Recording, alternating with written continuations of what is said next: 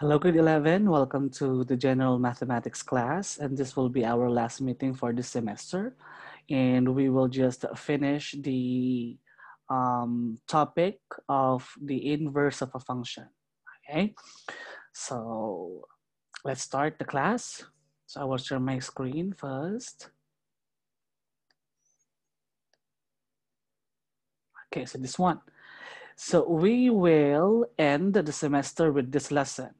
Okay, representing inverse functions through tables and graphs. So just like what we did on the other functions, we need to find, or we need to make a table and to illustrate the graph, okay, of a function. Now for this one, is we need to represent the inverse function through tables and graphs. So how can we do that one? So we have here objectives. So we, at the end of the lesson, the learner should be able to correctly determine whether a function is one-to-one through the use of the horizontal line test. Okay, if you can still remember, kapag we can test the graph or an equation or a table if this is a function or not, diba? We need to use the vertical line test, right? But here, since we are um, finding the graph of a inverse function, so we will use the other way around of vertical, which is the horizontal line test. Okay? So kapag vertical, nakatayo, so we will just use yung nakahigang line naman siya. Ito naman yung gagalaw, hindi ganyan. Okay? And then correctly represent the inverse of a function using graph and table of values. The last time we did is we need to find, or we are finding the inverse of a function using a solution. Tama? Magpapalit sa x and y, and then we will solve for y. Tama? That's the solving for the inverse of a function. But here, we will find, or we need to present the inverse of a function using graph or table of values. Okay, those are our objectives. So we have the EQ, how do you perform the horizontal line test, how do you represent the inverse of a function using table of values and graph. So those are the two essential questions. Okay, let's start the class with this number one. Okay, so it says here, representing inverse functions through table of values. Okay, so we have here, consider the function y equals 2x minus 1. Okay, y equals 2x minus 1. Ito yung ating given. So we need to find its inverse. Tama? If we are using the tawag dito yung solution natin, we can do like this. Okay? I will write it first. Y equals 2x minus 1. Okay, so the inverse of this function, what are the steps again that we need to do? Okay, I will stop sharing first para mas maganda niyo yung na mas malaki yung ating isang camera. Okay, so that will be our given, right? Y equals 2x minus 1. So if we are using the solution process, our first step is to interchange x and y, correct? We will interchange them.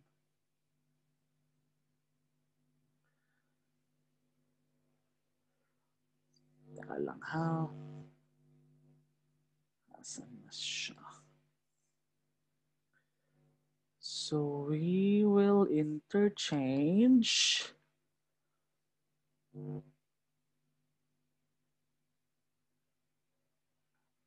Okay, so we need to change or interchange the values of x and y.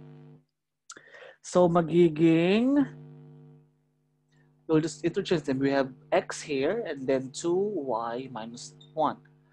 Ay, kitandaan, hindi magpapalit yung numbers, yung mga letters na pagpapalitin natin. Correct? And then let us solve for y in terms of x. So, paano gagawin natin dyan?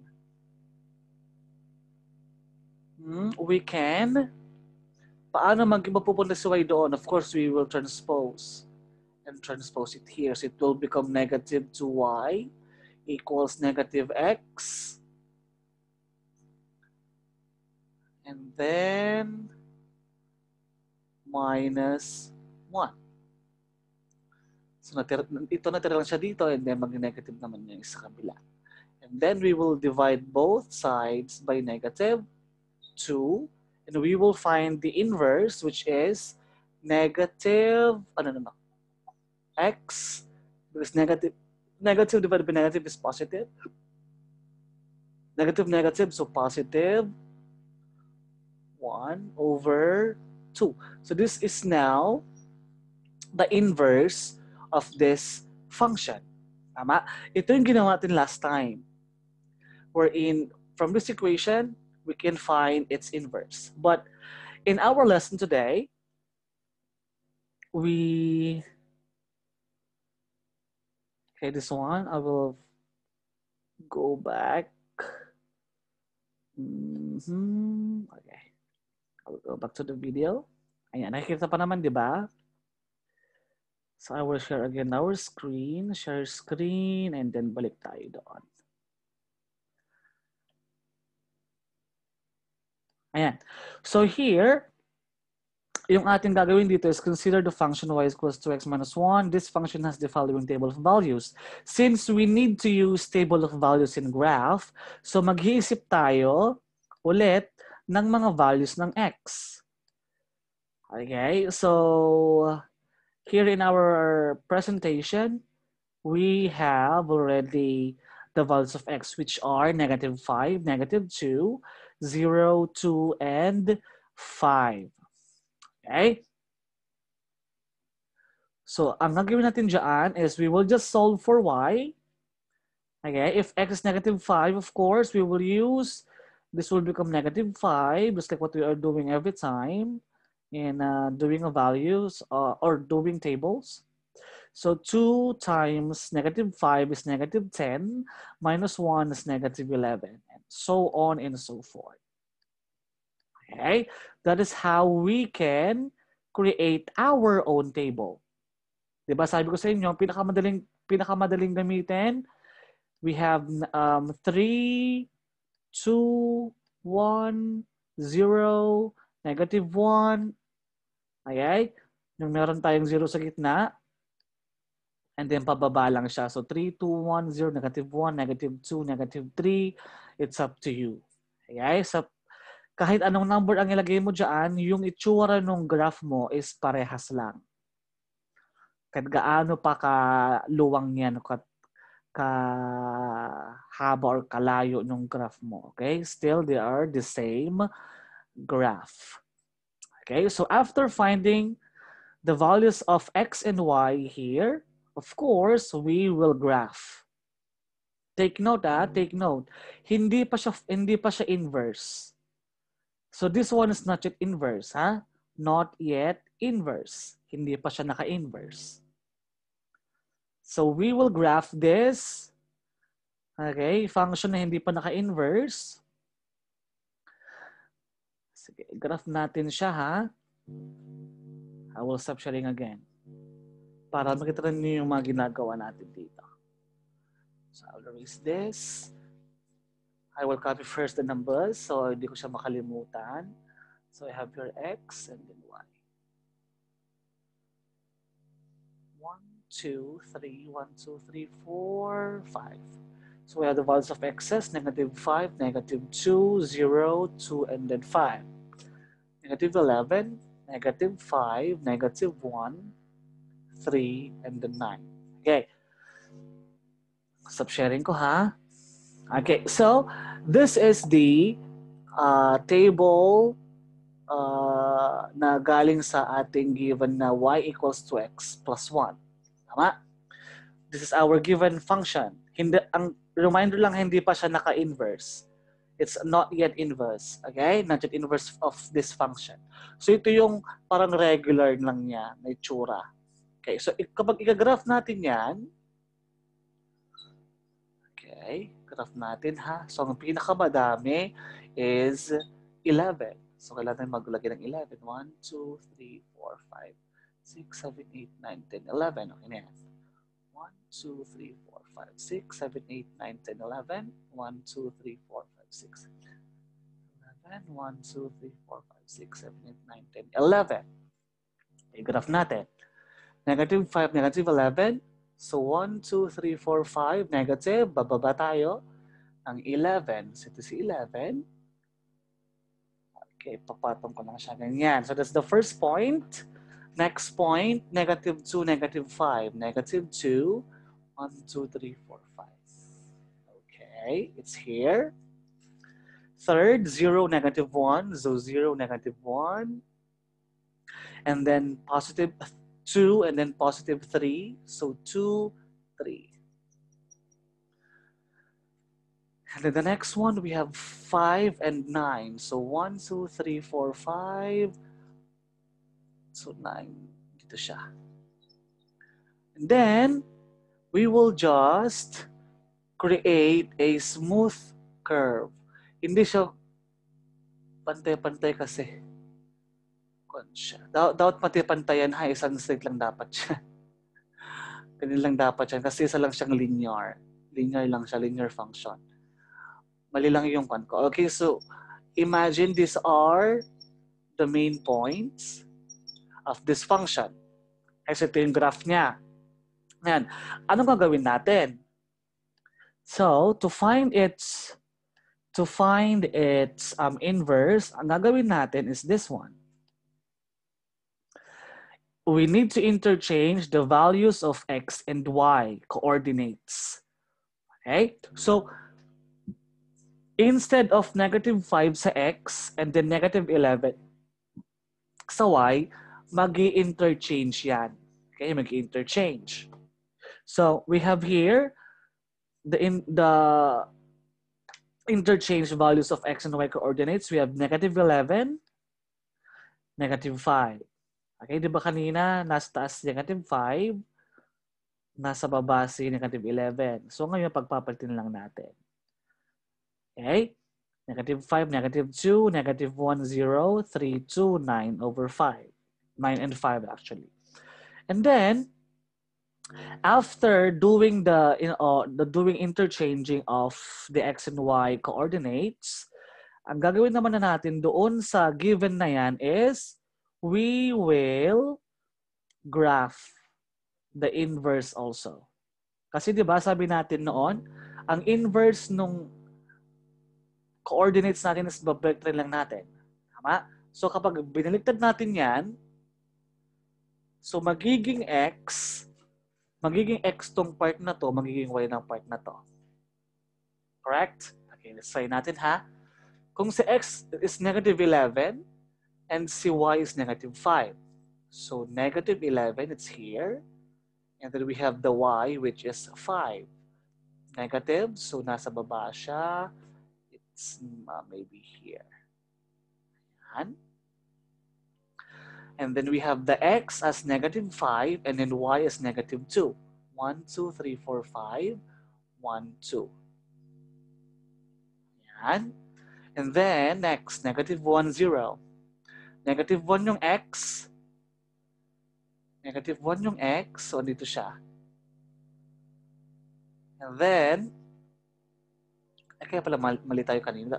Dito pala yung 0, negative 1. Bayaan nyo na. Ganyan na yan. And then 3, 2, 3, and then 2, and then 9, 5. 1, 2, 3, 4, 5, 6, 7, 8, 9. 1, 2, 3, 4, 5. I think it's here. And then of course, we will just draw a straight line since this one is a linear function. Ayan.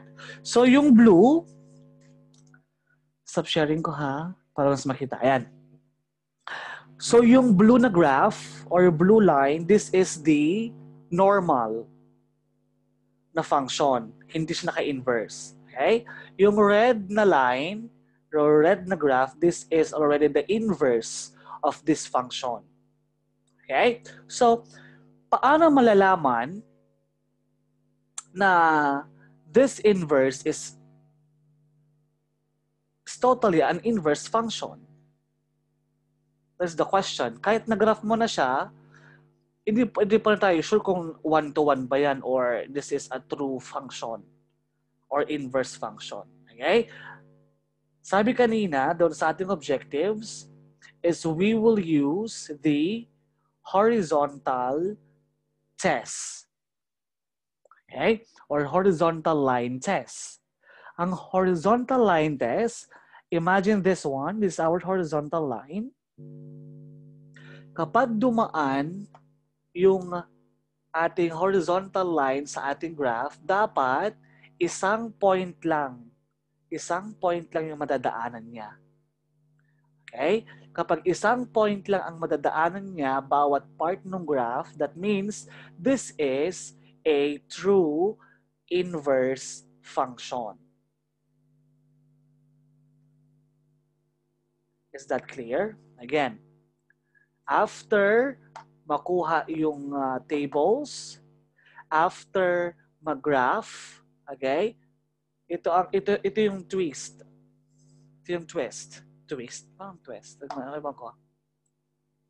You will graph 2 times.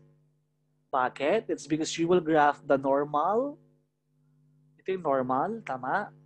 Normal, ito yung normal. Hindi pa siya naka-inverse. And then, yung inverse naman, which is babalik rin natin yung ating mga numbers dito. Ito yung magiging x, ito yung magiging y. Sa inverse, tama? Because we want to interchange them. And yung color red na yan, siya yung inverse of this function. After doing those processes, the last step is to test using the horizontal line test if this is a truly inverse of a function or truly inverse function. Okay? Again, kapag isang point, dapat isang point lang yung madaanan ng horizontal line test natin sa bawat point ng graph natin. Okay? So since isa lang yung dadaanan nito or nadaanan niya, that means the inverse of this function is truly an inverse function. Clear? Okay, isa pa. Magkonta tayo ng iba pang examples.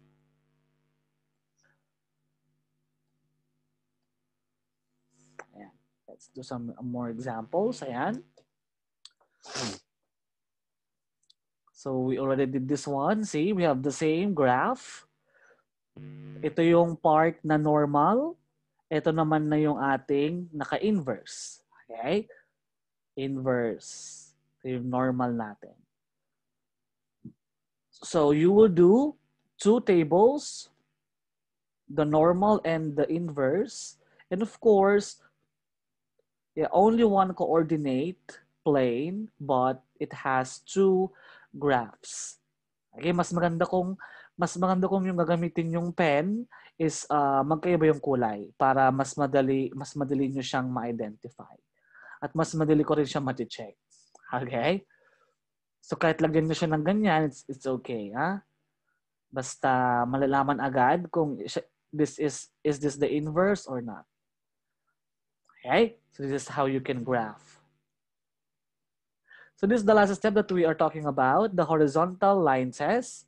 So meron na siyang dadaan na horizontal na ganyan. And dapat isa lang yung kanyang makukuhang point sa bawat line. Okay? Isang points lang sa bawat line. Ha? So kapag meron na daanan na 2 points, hindi na siya function. Okay? Sabihin ninyo, sir, ito po, kapag pinatong ko dyan, dalawa na po yung points. Isang point sa blue, isang point sa red. No. Ang horizontal line test lang natin is yung naka-inverse. Kukuha. Yung naka-inverse lang ang ating susundan. So, yung color red lang susundan natin, hindi yung color blue. Okay? So, ang ginawa lang dito is we just compared the two graphs. Kung ano ba yung inverse nito. Ibig sabihin, this is its inverse. Pero pag sa horizontal line test, ang concentration natin is yung red or yung naka-inverse na function natin. Okay? Horizontal line test, ha? If any horizontal line drawn anywhere in the graph intersects the graph exactly once, then the graph is one-to-one, or it's a function, or inverse of a function. Okay? Otherwise, it is not a one-to-one function. Okay? The graph on the right represents a one-to-one function since if we draw a horizontal line anywhere on the graph, it intersects the graph at only one point. Okay? Kita niyo yung green na yan? Yung green na yan, so dadaan yan mula dito sa taas sa pababa or pataas. Okay? Tinest yan using the this horizontal line. So, this graph is truly a one-to-one function. Okay? How about this one? The graph on the right.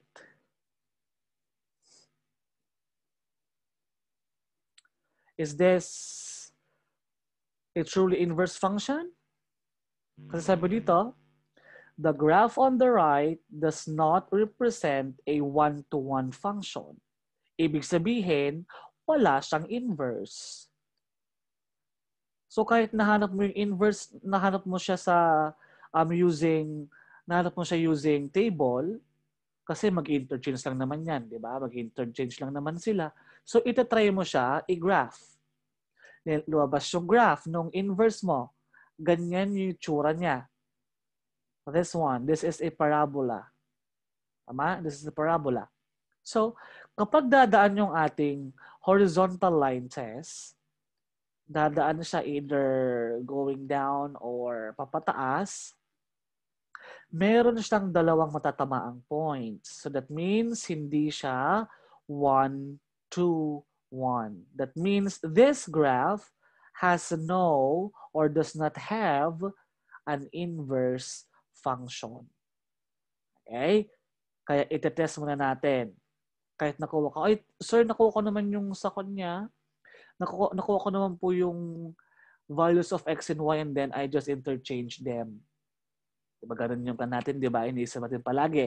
Ay, nag-interchange naman sila, so pwede silang maging, so meron siyang inverse function. No. Okay, we need to test its graph kapag isa, or kung isa ba siyang one-to-one function or hindi. Kasi kapag hindi siya one-to-one function, that means wala siyang inverse function. Okay? Let's try this one. Determine whether the function represented by the given graph has an inverse function by performing the horizontal line test. Okay? So, dadaan ang ating horizontal line test. What do you think? So, dito isa-isa lang nadaanan niya. Okay? But pagdating dito, sa line na to, we have 2. And then, dito sa part na to, we have 3. Up to here. May dalawa naman dito. And then back to 1, 1, 1 naman siya. What do you think? Is this a one-to-one function or not? Of course, we have 2 here na madadaanan so hindi na siya one-to-one function. So automatically, this function has no, okay, or doesn't have an inverse function. Wala siyang inverse. Okay? So do not have or doesn't have any inverse. Doesn't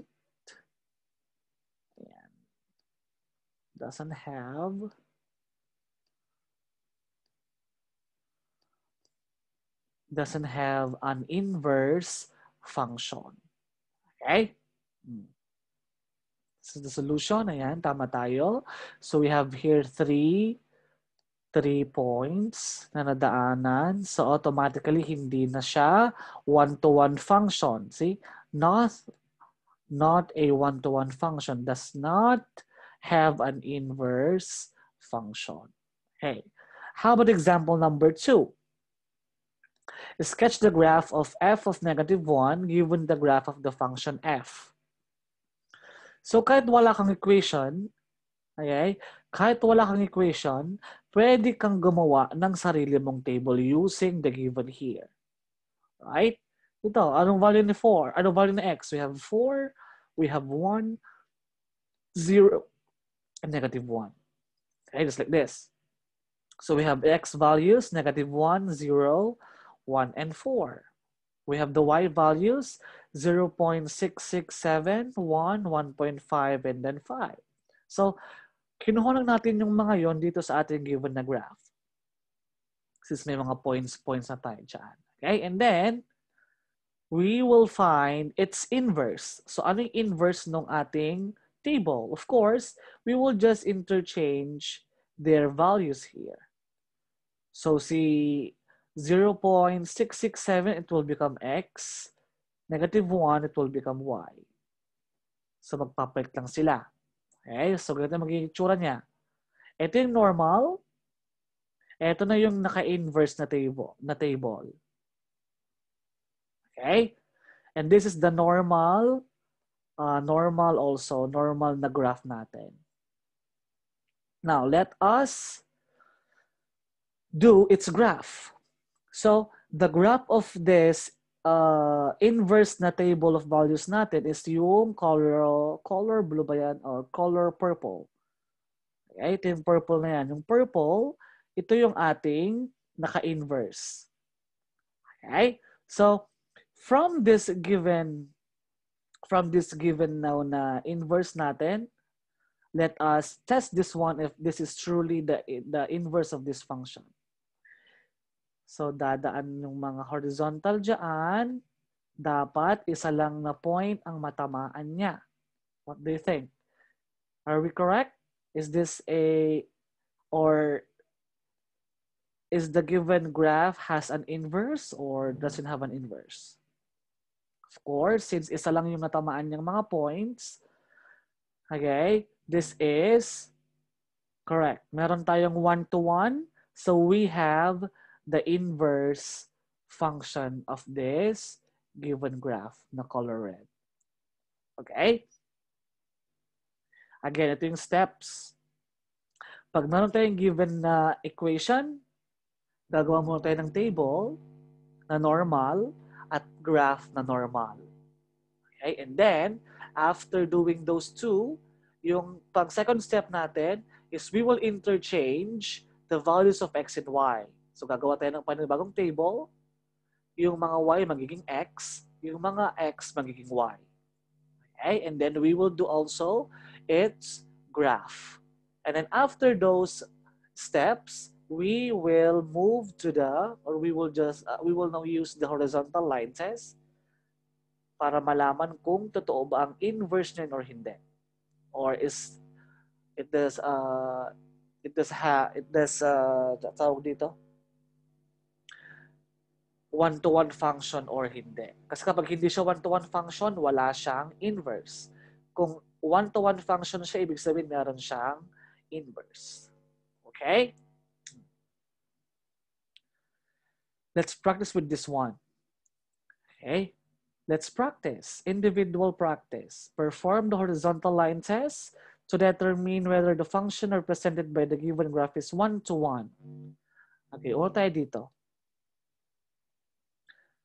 Okay, pababa pa lang, meron tayong 2 points. So automatically, this has no or it doesn't have an inverse function. Okay? So, X tayo dyan. Hindi siya 1-to-1, so wala siyang inverse. Wala siyang inverse. Okay, number 2. Draw the graph of the function represented by the following table of values by connecting the points using a smooth curve. Okay, then draw the graph of its inverse. Okay, so we need to draw the graph. Borin ko muna ito kasi gagawa tayo dito sa board natin para makita nyo.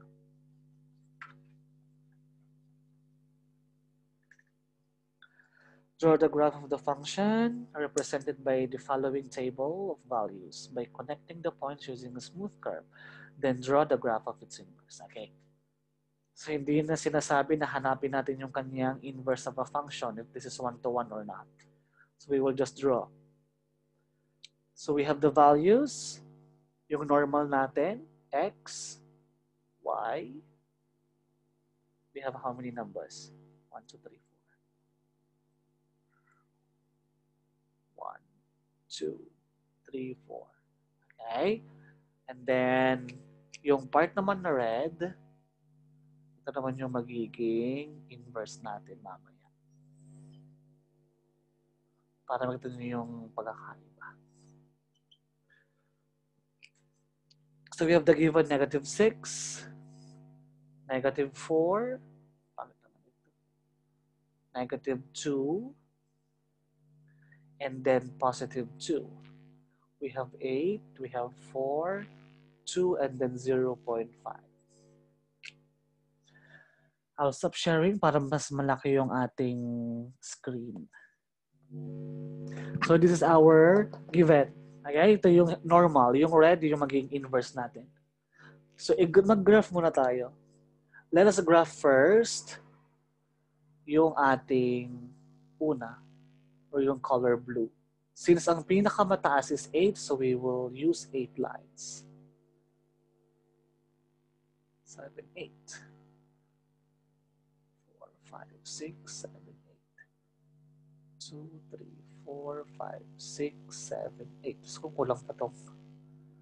1, 2, 3, 4, 5, 6, 7, 8. Ayan, kulang pa yung natin lines. So let's start graphing this first. We have -6 and then 8. -6 and then 8. So -6 sa x, 1, 2, 3, 4, 5, 6, and +8 sa y. So tataas tayo dito. This is the first one. Kita? Okay, and then -4, 1, 2, 3, 4, and then +4. 1, 2, 3, 4. Up here. And -2. This one is negative, okay? Hindi siya makita, pero this one is negative. And then +2. -2, +2. So it's here. And then next, +2. So we have 1, 2, and then 0.5. So dito siya. Kalahati lang daw siya. And then we will just connect them. A smooth curve. Sabi na si smooth curve eh. So papacurve tayo konti. Ayan. So that is the first graph or yung normal na graph natin. Now, let us find the inverse. We will just interchange, right? So, -6 mapupunta sa y, -4 mapupunta sa y, -2 mapupunta sa y, and then 2 sa y. And then yung mga y dito mapupunta naman sa x. So, 8, 4, 2, 0.5. Okay? I-graph natin si inverse. Let's graph its inverse.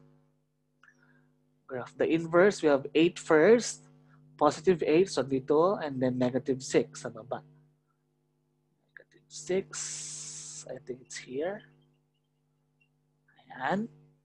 And then +4.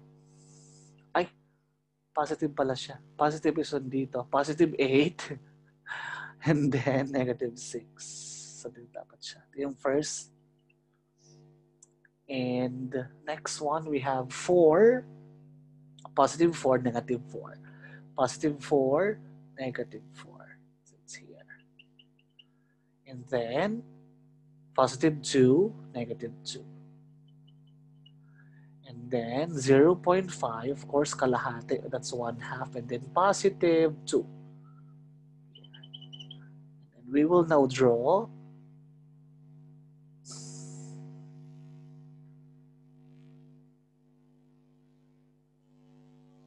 ayan.